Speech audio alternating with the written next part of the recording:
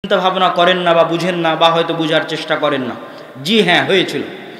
রাসূলুল্লাহ সাল্লাল্লাহু আলাইহি ওয়াসাল্লামের যুগের দুইটা যুদ্ধকে আমরা বলতে পারি যে এই দুইটা যুদ্ধ জেরুজালেম বিজয় করার জন্যই ছিল। এই দুইটা যুদ্ধ ফিলিস্তিন বিজয় করার জন্যই ছিল। এক মুতার যুদ্ধ আর এক তাবুকের যুদ্ধ। কেন বললাম? মুতার যুদ্ধের আজকের ম্যাপ যদি আপনি ওপেন করেন তাহলে মুতার যুদ্ধ থেকে আজকের জেরুজালেম মাত্র 100 কিলোমিটার দূরে। আপনি এখন গুগল ম্যাপে গিয়ে দেখবেন যে মুতার যুদ্ধ কোথায় হয়েছিল। খালিদ বিন ওয়ালিদের নেতৃত্বে যেই যুদ্ধে মুহাম্মদ সাল্লাল্লাহু আলাইহি ওয়াসাল্লাম খালিদ বিন ওয়ালিদকে সাইফুম মিন সুয়ুফিল্লাহ, আল্লাহর তরবারি উপাধি দিয়েছিলেন, সেই যুদ্ধ থেকে জেরুজালেমের দূরত্ব মাত্র 100 কিলোমিটার। আর এই দুটো যুদ্ধই রাসূল সাল্লাল্লাহু আলাইহি ওয়াসাল্লাম লড়ার আদেশ দিয়েছিলেন রোমানদের বিরুদ্ধে। আর তৎকালীন আরবের সীমানায় রোমানদের সবচেয়ে বড় হেডকোয়ার্টার ছিল জেরুজালেম। তো রোমানদের বিরুদ্ধে যুদ্ধ মানেই জেরুজালেম বিজয়ের জন্য যুদ্ধ, কেন ওটা তো তার সেন্টার, ওটা তার হেডকোয়ার্টার, যেটা তারা পারস্যদের কাছ থেকে বিজয় করেছে। এবং এখানে আরও একটা ঘটনা আপনাদেরকে স্মরণ করিয়ে দিতে চাই যে আল্লাহর নবীর জীবনীতে চতুর্থ যে ঘটনা মসজিদে আকসার সাথে সম্পৃক্ত, সে ঘটনা খুবই প্রসিদ্ধ, কিন্তু এইভাবে আপনাকে কেউ কানেক্ট করে দিবে না, আমি জাস্ট কানেক্ট ধরিয়ে দিচ্ছি। সহিহ বুখারীর প্রথম দিকে ওহীর অধ্যায়ের আলোচনায় লম্বা হাদিস, বলতেও মজা লাগবে, শুনতেও ভালো লাগবে, কিন্তু আমাদের সংক্ষিপ্ত সময় থাকার কারণে আমরা বলছি না। যে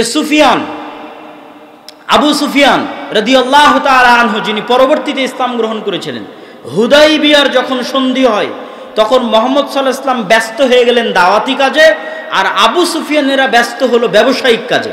তো আবু সুফিয়ানেরা ব্যবসা করতে চলে গেছে জেরুজালেমে ব্যবসা করতে গেছে। জেরুজালেমের তৎকালীন বাদশাহ তথা গোটা রোমান এম্পায়ারের বাদশাহ স্বপ্নে দেখছে যে তার রাজত্ব দখল করে নিবে যারা খাতনা করে, আরবের মধ্যে যারা খাতনা করে। সংক্ষিপ্তভাবে হাদিস বলে দিচ্ছি যে আরবের মধ্যে কারা খাতনা করে তার মাথা নষ্ট।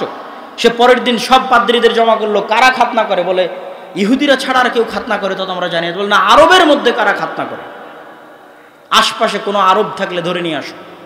আশপাশে আরব পাওয়া গেল, আবু সুফিয়ানকে ধরে নিয়ে আসা হলো, তোমরা খাতনা করো তো? বলে হ্যাঁ, ইব্রাহিম আলাইহিস সালামের সুন্নাত, বললাম না ইব্রাহিম আলাইহিস সালামের এক ছেলে মক্কায় ছিল ইসমাইল, তার বংশধর মুহাম্মদ সাল্লাল্লাহু আলাইহি ওয়াসাল্লাম, তারা খাতনা করে। তো বলে ঘটনা কি বলো তো? বলে ঘটনা এই, মুহাম্মদ সাল্লাল্লাহু আলাইহি ওয়াসাল্লামের লম্বা ঘটনা, মুহাম্মদ সাল্লাল্লাহু আলাইহি ওয়াসাল্লামের বিষয়ে তার জিজ্ঞাসা, তার উত্তর, মুহাম্মদ সাল্লাল্লাহু আলাইহি ওয়াসাল্লামের আগে কি কেউ রাজা ছিল, মুহাম্মদ সাল্লাল্লাহু আলাইহি ওয়াসাল্লামের আগে কি কেউ নবী ছিল, এগুলো সব জিজ্ঞেস করছে বাদশা হিরাক্লিয়াস। কেন জিজ্ঞেস করছে?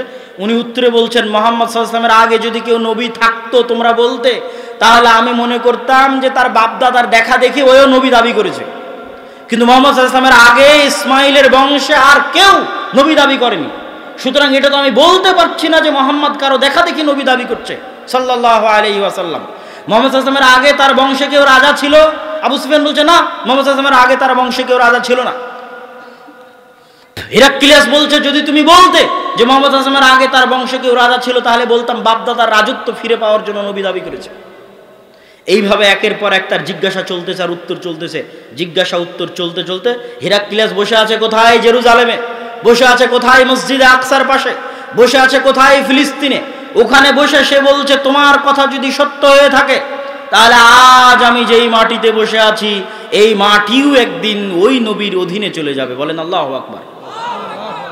এটাও রাসূল সাল্লাল্লাহু আলাইহি ওয়াসাল্লামের জীবদ্দশায় মসজিদে আকসার সাথে মুহাম্মদ সাল্লাল্লাহু আলাইহি ওয়াসাল্লামের সম্পর্ক, যে মসজিদে আকসা তখন যে শাসন করছে, যেই রোমান বাদশা শাসন করছে, সে বলছে যে এই মাটি তোমার কথা যদি সত্য হয়ে থাকে তাহলে যিনি নবী দাবি করেছে মক্কায় তার অধীনে একদিন চলে যাবে। সম্মানিত উপস্থিতি, রাসূল সাল্লাল্লাহু আলাইহি ওয়াসাল্লামের জীবদ্দশায় দুইটা যুদ্ধ ছিল জেরুজালেম বিজয় করার জন্য, এক মুতা আর এক তাবুক। এটা এভাবে আপনাকে কেউ বলে দিবে না, কিন্তু আমি কোন প্রেক্ষাপট থেকে বললাম সেটাও আপনাদের কাছে স্পষ্ট করে দিলাম যে এটার পিছনের প্রেক্ষাপট কি।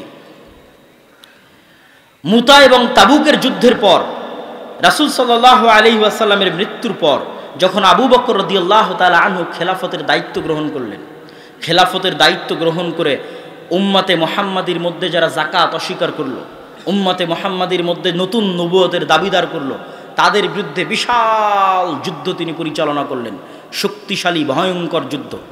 সেই যুদ্ধ থেকে ফিরি হয়েই তিনি এবার নির্দেশ দিলেন, তোমরা জেরুজালেম বিজয় করো, মসজিদে আকসা বিজয় করো। আবু বকর রাদিয়াল্লাহু তাআলা আনহু। আবু বকর রাদিয়াল্লাহু তাআলা তার জীবদ্দশায় সম্ভব হয়নি। তারপরে ওমর রাদিয়াল্লাহু তাআলা আনহু এসে ওই নির্দেশ অব্যাহত রাখলেন।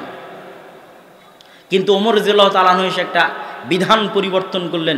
খালিদ বিন ওয়ালিদকে প্রধান সেনাপতির পদ থেকে সরিয়ে আবু উবাইদা ইবনুল জাররাহকে প্রধান সেনাপতির পদে দায়িত্ব দিয়ে দিলেন। আবু উবাইদা ইবনুল জাররাহ একদিকে যুদ্ধ করছে, খালিদ বিন ওয়ালিদ আর একদিকে যুদ্ধ করছে। যুদ্ধ চলতে চলতে চলতে চলতে একটা পর্যায়ে রোমানদের সাথে সবচেয়ে বড় যুদ্ধ, রোমানদের বিরুদ্ধে ইসলামের ইতিহাসে যেই যুদ্ধের অল্প কিছুদিন পরেই মুসলমানেরা জেরুজালেম বিজয় করতে পেরেছে, সেটা হচ্ছে ইয়ারমুকের যুদ্ধ। ইয়ারমুকের যুদ্ধে অসংখ্য শত শত সাহাবী মৃত্যুবরণ করেছিলেন। 3 লক্ষ রোমান সেনার বিরুদ্ধে সেই দিন যুদ্ধ হয়েছিল, ইয়ারমুকের যুদ্ধ। ইয়ারমুকের যুদ্ধের দিন যদিও স্ট্যান্ডিং পোস্টে প্রধান সেনাপতি আছে আবু উবাইদা ইবনুল জাররাহ, কিন্তু আবু উবাইদা ইবনুল জাররাহ রোমানদের 3 লক্ষ বিশাল সেনাবাহিনীর সামনে মাত্র 12,000 সৈন্য নিয়ে যুদ্ধ করতে সাহস করছিলেন না। তিনি পাল্টা চিঠি লিখে পাঠালেন ওমর রাদিয়াল্লাহু তাআলা আনহু বরাবর, আমিরুল মুমিনিন, খলিফাতুল মুসলিমিন, যদি আপনি সাহায্য না পাঠান আর যদি আমরা যুদ্ধে পরাজিত হই, মুসলমানেরা যদি পৃষ্ঠ প্রদর্শন করে, তাহলে এটা কুফরি হবে, নিজের দিন থেকে ফিরে যাওয়া হবে। অতএব আপনি অনুগ্রহ করে দয়া করে মদিনা থেকে সাহায্য স্বরূপ সেনাবাহিনী পাঠান। ওমর রাদিয়াল্লাহু তাআলা আনহু সেনাবাহিনী না পাঠিয়ে পাল্টা চিঠিতে লিখে পাঠালেন। ওমর রাদিয়াল্লাহু তাআলা আনহু লিখে পাঠালেন, ফালা তুহাওবিলান্নাকা কাসরাতুহুম ওয়ালা তুওয়াহিশান্নাকা কিল্লাতাল মুসলিমিন ফাইন্নাল্লাহা মাআকুম ওয়া লাইসা কালিলাম মিনাল্লাযীনা কানাল্লাহু মাআহুম। ওমর রাদিয়াল্লাহু তাআলা পাল্টা একজন সৈন্য না পাঠিয়ে শুধু চিঠির উল্টা পিঠে লিখে পাঠালেন, তোমাদেরকে যেন রোমানদের সংখ্যাধিক্য ভীতি না দেয়, আর মুসলমানদের অল্প সংখ্যা যেন তোমাদেরকে চিন্তাগ্রস্ত না করে। জেনে রাখো, আল্লাহ যার সাথে আছে তারাই সংখ্যাধিক্য, আর আল্লাহ যার সাথে নাই তারা সংখ্যাধিক্য নয়। বলেন আল্লাহু আকবার। ইয়ারমুকের যুদ্ধে মুসলমানদের বিজয় হলো, যদিও স্ট্যান্ডিং তখন প্রধান সেনাপতি আবু উবাইদা ইবনুল জাররাহ। কিন্তু খালিদ ইবনুল ওয়ালিদের সাথে পরামর্শ করলেন যে আমিরুল মুমিনিন তো সাহায্য পাঠালো না, কি করা যায়? খালিদ বিন ওয়ালিদ বলছে, আপনাকে একটা কথা বলবো, শুনবেন? তো বলে, হ্যাঁ বলেন, শুনবো। বলে, আজকের জন্য আমাকে দায়িত্ব দেন, এই যুদ্ধ পরিচালনার আজকের একদিনের জন্য দায়িত্ব আপনি আমাকে দেন। যদিও আপনি প্রধান সেনাপতি, কিন্তু আজকে যুদ্ধ পরিচালনার দায়িত্ব আমার। আবু উবাইদা ইবনুল জাররাহ বললেন, ঠিক আছে, আজকের যুদ্ধ আপনি পরিচালনা করবেন। খালিদ বিন ওয়ালিদ নিজে প্রধান সেনাপতির দায়িত্ব নিয়ে টানা 6 দিন যুদ্ধ হয়েছিল ইয়ারমুকের যুদ্ধের পরে মুসলমানেরা একের পর এক, আজকের যে গাজার নাম শুনছেন, এই গাজা বিজয় হলো, হাইফা বিজয় হলো, আশেপাশের যত শহর আছে সব শহর বিজয় করে মুসলমানেরা ধীরে ধীরে একদম জেরুজালেম মসজিদে আকসার চারিদিকে একত্রিত হয়ে গেল। মসজিদে আকসার চারিদিকে যখন একত্রিত হলো মুসলমানেরা, তখন সাহাবী ছিল 4000। কত হাজার? 4000 সাহাবী ছিল সেই দিন। কিন্তু যেহেতু মুসলমানেরা কখনোই মসজিদে আকসার চুল পরিমাণ ক্ষতি হোক, এই জন্য পাল্টা ভিতরে ঢুকে সেখানে রক্ত প্রবাহিত হোক, 2বার মুসলমানেরা মসজিদে আকসা বিজয় করেছে। একবার ওমর রাদিয়াল্লাহু তাআলা আনহুর আমলে, একবার সালাহুদ্দিন আইয়ুবীর আমলে। একবারও 1 ফোঁটা রক্ত প্রবাহিত হয়নি জেরুজালেমে, 1 ফোঁটাও না, একবারও না। এই জন্য মুসলমানেরা শহরের ভিতরে প্রবেশ করলো না। তারা বারবার প্রধান পাদ্রী বরাবর দূত পাঠাতে থাকলো, চাবি সমর্পণ করেন, আত্মসমর্পণ করেন। তো লম্বা ঘটনা সংক্ষিপ্ত করে বক্তব্য শেষের দিকে চলে যাব। পাদ্রী বের হয়ে এসে দেখে, তোমাদের প্রধান সেনাপতিকে? তো বলে, আবু উবাইদা ইবনুল জাররাহ। উনি ওনার তাওরাত, জাবুর, ইনজিল যা কিতাবাদি ছিল তা খুলে দেখে, না, এনার হাতে তো জেরুজালেম বিজয় হবে না। তখন আবু উবাইদা ইবনুল জাররাহের সাথে উনি পার্সোনালি কথা বললেন। পার্সোনালি কথা বলতে গিয়ে জানতে পারলেন আমিরুল মুমিনিন খলিফাতুল মুসলিমিন ওমর ইবনুল খাত্তাব আছেন মদিনায়। তার পূর্ণ বিবরণী শুনে উনি বললেন, হ্যাঁ, ইনি সেই ব্যক্তি যার হাতে জেরুজালেম বিজয় হবে, আপনি তাহলে তাকে ডেকে পাঠান, আমি তার হাতেই চাবি সমর্পণ করব। তখন আবু উবাইদা ইবনুল জাররাহ চিঠি লিখে পাঠালেন ওমর ইবনুল খাত্তাবের নিকটে যে আপনি আসলে জেরুজালেমের চাবি আপনার হাতে সমর্পণ করা হবে। ওমর ইবনুল খাত্তাব পাল্টা চিঠি লিখলেন, আনা আতি, আমি আসতেছি। আর ওই যে বিশাল ঐতিহাসিক ঘটনা আপনারা জানেন যে ওমর রাদিয়াল্লাহু তাআলা আনহু একজন রাখাল নিয়ে একজন গোলাম নিয়ে সমগ্র রাস্তা অতিক্রম করলেন। কখনো তিনি উটের পিঠে আর কখনো রাখাল উটের পিঠে। এই রাস্তাটা ছিল সেই রাস্তা যেটা তিনি মদিনা থেকে ফিলিস্তিন গেছিলেন, যেটা তিনি মদিনা থেকে মসজিদে আকসা গেছিলেন। এটা ছিল সেই রাস্তা, সেই রাস্তার ঘটনা, এবং ঘটনা ঐতিহাসিকভাবে সত্য।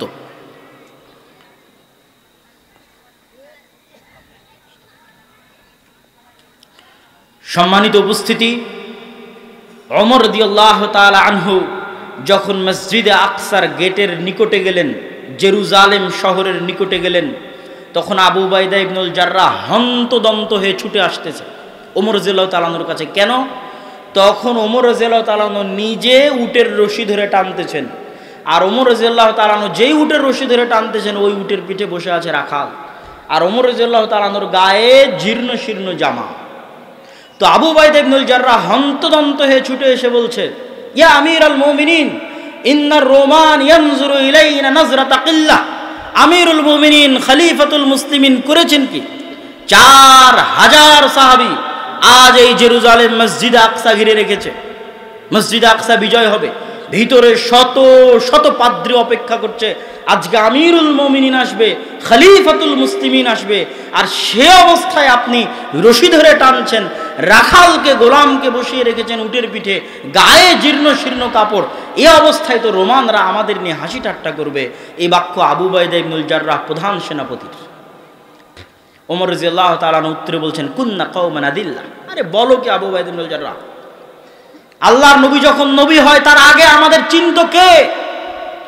আমরা ছিলাম মক্কার কোন জাহিলি অন্ধকার যুগের মরুভূমির রাখাল। কুন্না কওমান আদিল্লাহ, না আমাদের ছিল কোনো নাম, না কোনো পরিচয়, না কোনো পদ, না কোনো পদবি, না কোনো মান, না কোনো সম্মান, না কোনো শক্তি, না কোনো সামর্থ্য।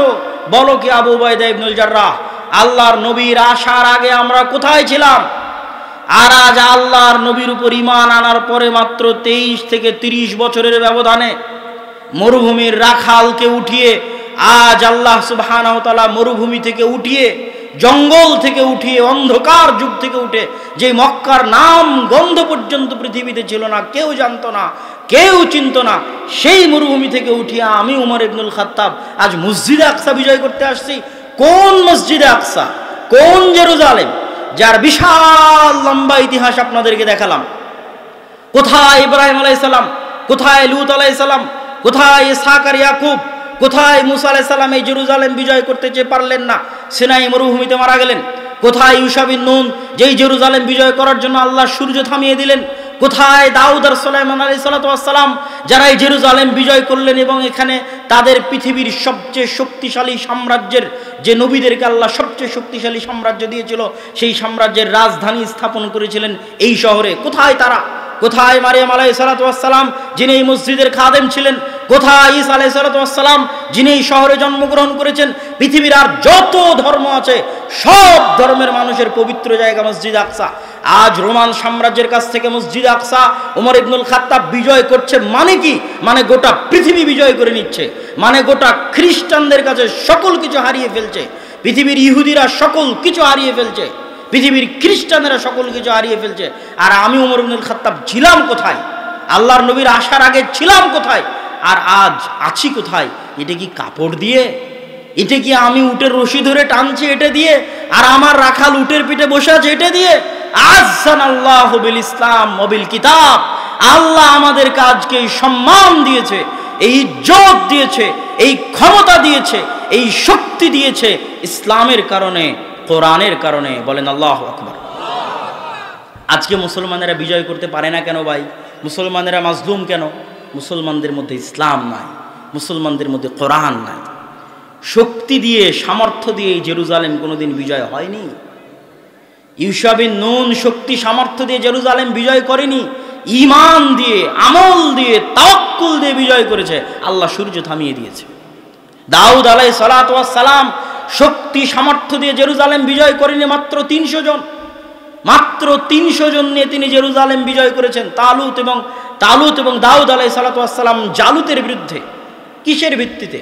আল্লাহর দয়া, আল্লাহর রহমত, ঈমান, আমল, আকীদার ভিত্তিতে, তাকওয়া এবং পরহেজগারিতার ভিত্তিতে। ওমর রাদিয়াল্লাহু তাআলা আনহু জেরুজালেম বিজয় করেছে কিসের ভিত্তিতে? ওমর রাদিয়াল্লাহু আনহু বলে দিচ্ছে যে আমি কিসের ভিত্তিতে জেরুজালেম বিজয় করছি। না কাপড় চোপড়ের শান শওকত, না ক্ষমতার শান শওকত, না টাকা পয়সার ক্ষমতা, বরং ঈমানের জোর, আমলের জোর, আল্লাহ ভরসার জোর, আল্লাহ ভীতির জোর, তাকওয়া পরহেজগারিতার জোর। আর ওই তাকওয়া পরহেজগারিতা, ওই আল্লাহ ভীতি, ওই আল্লাহ ভরসা, ওই আমল, ওই আকীদা যতদিন পর্যন্ত মুসলমানদের মধ্যে না আসবে, ততদিন পর্যন্ত মুসলমানেরা যতই চেষ্টা করুক তারা জেরুজালেম মসজিদে আকসা বিজয় করতে পারবে না। আমল নাই, মুখে নাই দাড়ি, প্যান্ট টাকনুর নিচে পর্দা নাই, এইরকম বেআমল দিয়ে, বেতাকওয়া দিয়ে, বেপরহেজগারিতা দিয়ে আল্লাহ সুবহানাহু ওয়া তাআলা জেরুজালেম বিজয় দিবেন না। আল্লাহ সুবহানাহু ওয়া তাআলা ওই রকমই নেতা পাঠাবেন, ওই রকমই দায়িত্বশীল পাঠাবেন, ওই রকমই পরহেজগার কওম তৈরি করবেন, ওই রকমই তাকওয়াবান জাতি তৈরি করবেন যাদের হাতে তিনি বিজয় দিবেন। যদি নাই হয় কোনোদিন, তাহলে ঈসা আলাইহিস সালামের সাথে, ইমাম মাহদির সাথে যারা তাকওয়া পরহেজগারিতা, আল্লাহ ভীতি, আল্লাহ ভরসা নিয়ে সামনে আগাবে, তাদের হাতে আল্লাহ সুবহানাহু ওয়া তাআলা বিজয় দিবে। এই জন্য আমি মুসলমানদেরকে অনুরোধ করতে চাই, পৃথিবীর মুসলমানদেরকে, বাঙালিদেরকে, বাংলাদেশিদেরকে, যে এই কথা আপনারা যত দ্রুত বুঝবেন যে মিছিল দিয়ে নয়, হ্যাঁ প্রতিবাদ ভালো জিনিস, বাহ্যিক কাজের প্রতিবাদ ভালো জিনিস, কিন্তু আপনি মিছিল দিয়ে মসজিদে আকসা বিজয় করতে পারবেন না। আপনি ফেসবুকে পোস্ট দিয়ে মসজিদে আকসা বিজয় করতে পারবেন না। মসজিদে আকসা বিজয় করতে হলে ওই ঈমান লাগবে, ওই আমল লাগবে, ওই তাকওয়া লাগবে, ওই পরহেজগারিতা লাগবে, যেই তাকওয়া, যেই পরহেজগারিতা আল্লাহ ওমরকে দিয়েছিলেন, যেই তাকওয়া, যেই পরহেজগারিতা আল্লাহ দাউদকে দিয়েছিলেন, যেই তাকওয়া, যেই পরহেজগারিতা আল্লাহ সুবহানাহু ওয়া তাআলা সালাহুদ্দিন আইয়ুবীকে দিয়েছিলেন, যেই তাকওয়া, যেই পরহেজগারিতা আল্লাহ ইউসা বিন নুনকে দিয়েছিলেন, ওই তাকওয়া, ওই পরহেজগারিতা যেই দিন আসবে, বা ওই তাকওয়া পরহেজগারিতা আসার চেষ্টা যেই দিন আমরা করব, হুবহু তাদের মতো হতে না পারলেও চেষ্টা যেই দিন করব, সেই দিন বিজয় আসবে। সম্মানিত উপস্থিতি, আমি আমার বক্তব্যের শেষের দিকে এসে আপনাদের উদ্দেশ্যে জরুরি দুটো কথা। আজকের এই অনুষ্ঠান আমি মনে করি ইতিহাসের পাতায় ঐতিহাসিকভাবে লিখে রাখার মতো অনুষ্ঠান। কেন? আমি যখন থেকে প্রোগ্রাম করছি 2020 সাল থেকে, 2020 সালের জানুয়ারি থেকে, তথা 3 বছর, এই 3 বছরের অভিজ্ঞতায় আমি দেখেছি আমার শ্রদ্ধেয় পিতা আব্দুর রাজ্জাক বিন ইউসুফের প্রোগ্রামের পিছনে লক্ষ্য উদ্দেশ্য থাকে দাওয়াতি কাজ। দাওয়াতি কাজ লক্ষ্য উদ্দেশ্য থাকে দেখেই তিনি কোনোদিন মানুষের কাছে হাদিয়া এবং পাথেয় মর্মে চুক্তি করেননি। কিন্তু যারা তাদেরকে প্রোগ্রামের জন্য নিয়ে যায়, তাদের সকলের উদ্দেশ্য সব সময় দাওয়াতি কাজ থাকে না। এটা আমার 3 বছরের অভিজ্ঞতা। বরং আমাদের দেশে চলমান প্রোগ্রামগুলোর 2টা লক্ষ্য উদ্দেশ্য। কমিটি কিছু আদায় করবে, বক্তা কিছু হাদিয়া পাবে, এই মর্মে একদিনের সম্পর্কের ভিত্তিতে প্রোগ্রাম হয়। কয় দিনের সম্পর্কের ভিত্তিতে বলেন তো? একদিনের সম্পর্কের ভিত্তিতে, এক রাতের সম্পর্কের ভিত্তিতে প্রোগ্রাম হয়। কিন্তু আমি দেখলাম যে আমার শ্রদ্ধেয় পিতার নিয়ত দাওয়াতি কাজ, এই নিয়তে তার কোনো ত্রুটি নাই। তখন ধীরে ধীরে আমি এই সিদ্ধান্তে উপনীত হলাম যে আমাকে ওই রকম একটা পরিবেশ তৈরি করে দিতে হবে, যেই দিন এই প্রোগ্রামগুলো শুধুই আল্লাহর সন্তুষ্টির জন্য হবে, যেই দিন এই প্রোগ্রামগুলো শুধুই দাওয়াতি কাজের জন্য হবে, যেই দিন এই প্রোগ্রামগুলো শুধুই ফি সাবিলিল্লাহ হবে, যেখানে কমিটিরও কোনো স্বার্থ থাকবে না, যেখানে বক্তারও কোনো স্বার্থ থাকবে না, শুধু আল্লাহর সন্তুষ্টির জন্য প্রোগ্রাম আয়োজন করা হবে। এই লক্ষ্য এবং উদ্দেশ্য নিয়েই দাওয়া ইলাল্লাহর যাত্রা। আমাদের প্রথম এবং সবচেয়ে বড় প্রজেক্ট হচ্ছে মক্তব। মসজিদ ভিত্তিক মক্তব পরিচালনার লক্ষ্যে মসজিদ ভিত্তিক দ্বীন শিক্ষা, শুধু মক্তব বলবো না, দ্বীন শিক্ষা। কেননা আমাদের মক্তবের সিলেবাসে শুধু কোরআন শেখানোর ব্যবস্থা নাই, বরং মৌলিক দ্বীন শিক্ষা হিসেবে সিলেবাস তৈরি করা আছে, যেখানে যেমন আকীদা শিখবে, যেখানে যেমন নবীদের জীবনী শিখবে, দোয়া শিখবে, তেমন কোরআনও শিখবে। আমি সারা বাংলাদেশে 4টি জেলায় এখন পর্যন্ত 126টি মসজিদ ফি সাবিলিল্লাহ সফর করেছি, প্রায় 35টি উপজেলায় সফর করেছি, 255 কাছাকাছি মক্তব উদ্বোধন করেছি। আলহামদুলিল্লাহ, আল্লাহর দয়া, আল্লাহর রহমতে সম্ভব হয়েছে। চেষ্টা, পরিশ্রম, আমাদের কবুলিয়াতের মালিক আল্লাহ সুবহানাহু ওয়া তাআলা। এই দিন শিক্ষার প্রজেক্ট কেন হাতে নেওয়া, তার লম্বা বিস্তারিত বক্তব্য আমি যত জায়গায় সফরে গেছি তত জায়গায় আলোচনা করা আছে। 1 ঘন্টা 1.5 ঘন্টা আলোচনা করা আছে। আজকে যেহেতু আলোচনার বিষয় ভিন্ন, যেহেতু এটা ইসলামী সম্মেলন, আদ-দাওয়া ইসলামী সম্মেলন, সেহেতু এখানে সংক্ষিপ্ত আকারে বলে যাচ্ছি যে আমি আমার অভিজ্ঞতার ভিত্তিতে ভারতের 3 বছর, সৌদি আরবের 5 বছর এবং আমার ইংল্যান্ডের 1 বছরের অভিজ্ঞতার ভিত্তিতে আমি মুসলমানদেরকে দেখেছি দূরবীন দিয়ে। সারা পৃথিবীতে মুসলমানেরা হচ্ছে শিক্ষায়, জ্ঞানে অন্যদের তুলনায় 500 বছর পিছিয়ে। আমি কিছু বক্তব্যে বলেছি, অন্য বক্তব্যে বিস্তারিত আলোচনা করিনি, তবে একদিন করব, যে মুসলমানেরা 2টা কারণে পরাধীন, এক জ্ঞানের কারণে, আর একটা হচ্ছে সুদী অর্থনীতির কারণে। এইগুলোর উপর বিস্তারিত আলোচনা কোনো দিন হবে ইনশাআল্লাহ, সেই দিন আপনারা দেখবেন, জানবেন, শুনবেন। কিন্তু সংক্ষিপ্ত আকারে আমি দেখেছি মুসলমানেরা শিক্ষায় পিছিয়ে। যারা মধ্যপ্রাচ্যের মুসলমান, তাদের লক্ষ্য উদ্দেশ্য বিনোদন আর পর্যটন। কে দিয়েছে বুদ্ধি যে বিনোদন দিয়ে ইনকাম করতে হবে? শিক্ষায় কোনো ইনভেস্ট নাই, জ্ঞানে কোনো ইনভেস্ট নাই। বিল্ডিং বানাও, পর্যটন শিল্প গড়ে তোলো, সেখানে ইনভেস্ট। আর আমি ইংল্যান্ডে দেখেছি, ইউকেতে দেখেছি, তাদের ইনভেস্ট মানেই শিক্ষা। ইংল্যান্ডে তেলও নাই, ইংল্যান্ডে গ্যাসও নাই। আমেরিকাতে তেলও নাই, আমেরিকাতে গ্যাসও নাই। পৃথিবী শাসন করে কি দিয়ে ভাই? আমেরিকা, ইংল্যান্ডের অক্সফোর্ড আছে, ক্যামব্রিজ আছে, হার্ভার্ড আছে, নাসা আছে। মুসলমানদের চেয়ে 500 বছর জ্ঞান বিজ্ঞানে এগিয়ে আছে। জ্ঞান বিজ্ঞান বিক্রি করেই তারা পৃথিবী শাসন করছে। হাড়ে হাড়ে অনুভব করে দেখে এসে আপনাকে বলছে। গাড়িতে উঠলে দেখবেন বই পড়ছে, পার্কে গেলে দেখবেন বই পড়ছে, ট্রেনে উঠলে দেখবেন বই পড়ছে। মাঝে মধ্যে তাদের বই পড়ার ছবি উঠিয়ে আমি আমার 2 ভাই আব্দুর রহমান এবং আব্দুর রহিমকে পাঠাতাম। একদিন এক স্টেশনে পরপর 3টে ট্রেন মিস হওয়ায় ওই ট্রেনে প্রচুর ভিড় হয়েছে। ভিড়ের মধ্যে 2 বগির মাঝে যে ফাঁকা জায়গা থাকে, ওই ফাঁকা জায়গায় ভিড়ের মধ্যে দাঁড়িয়ে থেকে 2 জন যুবক বই পড়তেছে। ওটারও ছবি তুলে আমি আব্দুর রহমান আর আব্দুর রহিমকে পাঠিয়েছিলাম যে দেখো এরা কি দিয়ে পৃথিবী শাসন করে। এদের অন্তরে ঈমান নাই, এদের গায়ে কাপড় নাই, কিন্তু তারা বই পড়তে অভ্যস্ত। এই শিক্ষা, এই জ্ঞান দিয়েই তারা পৃথিবী শাসন করছে। আর আমাদের মুসলমানদের অবস্থা, মধ্যপ্রাচ্যের মুসলমানদের অবস্থা তো বললামই।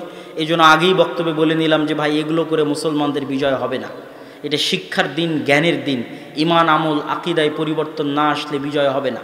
আর আমাদের বাংলাদেশের অবস্থা দেখেন, বাংলাদেশের যত বড় বড়, যদি যারা দায়িত্বে আছে তাদের কথা বলেন, টাকা আসলেই রাস্তা তৈরি করতে হবে, ব্রিজ কালভার্ট নির্মাণ করতে হবে, সেতু ফ্লাইওভার নির্মাণ করতে হবে। শিক্ষার জন্য কোনো প্রজেক্ট নাই, জ্ঞানের জন্য কোনো প্রজেক্ট নাই। আর যদি মসজিদ কমিটির কাছে যান, তাহলে মসজিদ কমিটির কাছে টাকা আসলে এসি লাগাতে হবে, ছাদ ঢালাই করতে হবে, টাইলস লাগাতে হবে। শিক্ষার জন্য কোনো বাজেট নাই। ওই মসজিদের কমিটি আপনি আমেরিকানদের করে দেন, ইউরোপিয়ানদের করে দেন, মসজিদের ফান্ডে যদি 10 টাকা থাকে তাহলে 10 টাকার 5 টাকা আমেরিকানরা আগে শিক্ষায় ব্যয় করবে। ভাই যেই মসজিদ আপনি এসি দিয়ে তৈরি করছেন, ওই মসজিদের আশেপাশে তো গাঞ্জাখোর, মদখোরে পরিপূর্ণ হয়ে গেছে। মসজিদ স্বর্ণ দিয়ে বানিয়ে কি করবেন? যেখানে মসজিদের আশেপাশে সব গাঞ্জাখোর, মদখোর, জুয়া, অনলাইনে জুয়া, মোবাইলে জুয়ায় পরিপূর্ণ হয়ে গেছে, ওই মসজিদ স্বর্ণ দিয়ে বানিয়ে কি করবেন? আপনি ওই মসজিদে 10টা টাকা থাকলে 5টা টাকা শিক্ষায় ব্যয় করেন। মসজিদ না থাকলেও মানুষ খোলা মাঠে সালাত আদায় করবে। মুসলমানদের এই ভয়াবহ অবস্থা দেখেই আমার এই প্রতিজ্ঞা নেওয়া যে মুসলমানদের শিক্ষার জন্য কাজ করতে হবে। নওগাঁ, জয়পুরহাট থেকে যত উত্তরে যাবেন তত মসজিদে মক্তব নাই। যে কয়েকটা মসজিদে মক্তব আছে সেগুলো অবহেলিত প্রতিষ্ঠান। বড় বড় প্রতিষ্ঠান দিয়ে সারা বাংলাদেশে পরিবর্তন আনা সম্ভব নয়। বড় বড় প্রতিষ্ঠান, সেটা যত বড় মাদ্রাসাই হোক, সারা বাংলাদেশের 2% ছেলে মেয়ে ওখানে পড়তে যায়, বাকি 98% মুসলমানের সন্তান। এরা দিন শিখবে কোথায়? এই একদিনের জালসা দিয়ে দিন শেখা সম্ভব? তাহলে এই সন্তানেরা যদি দিন না শিখে, এদেরকে শিক্ষা কে দিচ্ছে জানেন? আপনার সন্তান আপনি জন্ম দিয়েছেন, শিক্ষা দিচ্ছে ইবলিস। আমি দেখে এসেছি, সন্তান জন্ম দিবেন আপনি, সন্তানকে শিখাবে ইবলিস। আমার বহু বক্তব্যে তার উপর বিস্তারিত বলা আছে।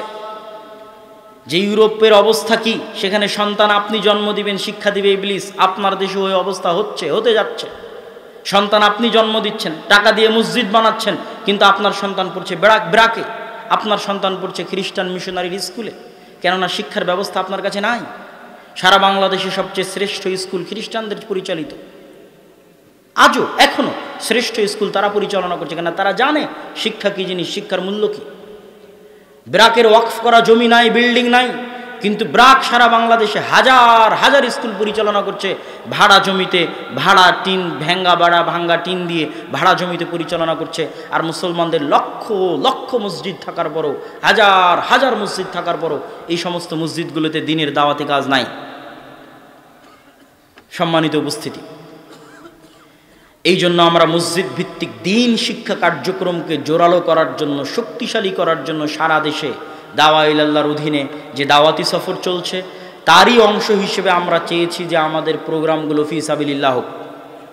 এবং আপনারা আমার জন্য দোয়া করবেন। আমার অন্তরের একটা ইচ্ছা, আজকে যেহেতু প্রথম আর দাওয়া ইলাল্লাহর অধীনে প্রথম প্রোগ্রাম পত্নীতলাতেই, এখানে আজকে আপনাদের এটা প্রথম প্রোগ্রাম, এবং আজকের প্রোগ্রামে বাপ বেটা আমরা ফি সাবিলিল্লাহ এসেছি।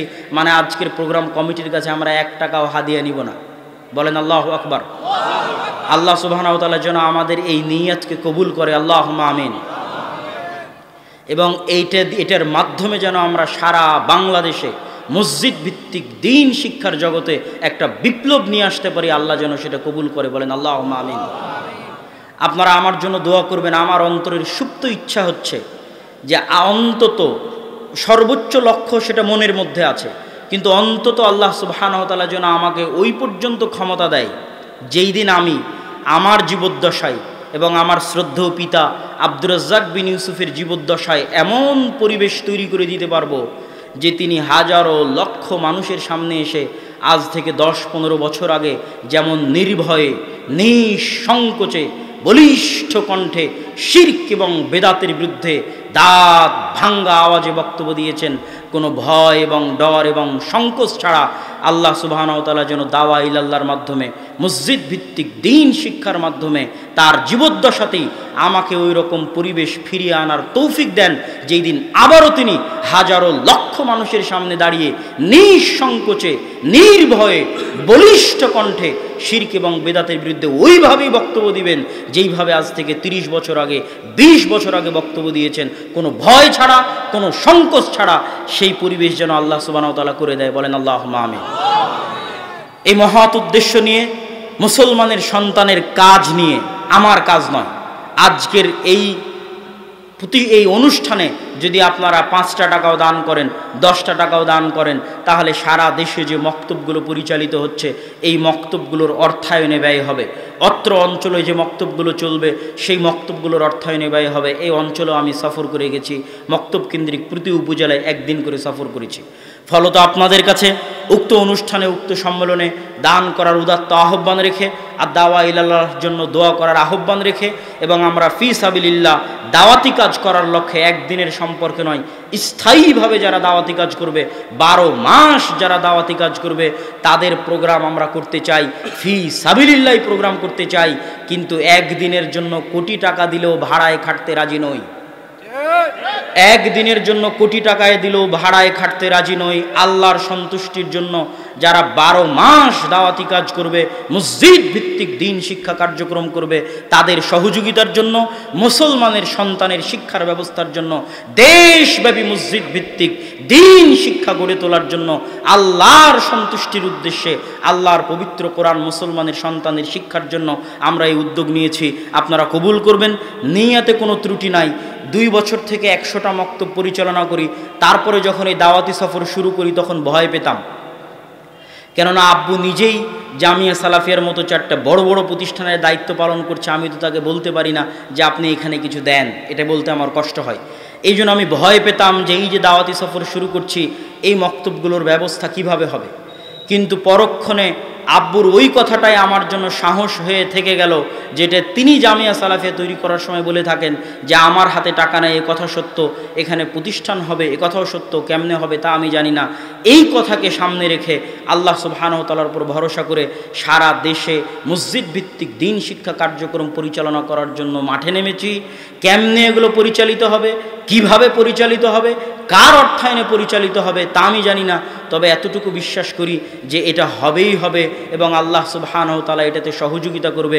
কেননা আমার নিয়তে চুল পরিমাণ ত্রুটি নাই। মুসলমানদের দুঃখ কষ্ট দেখেই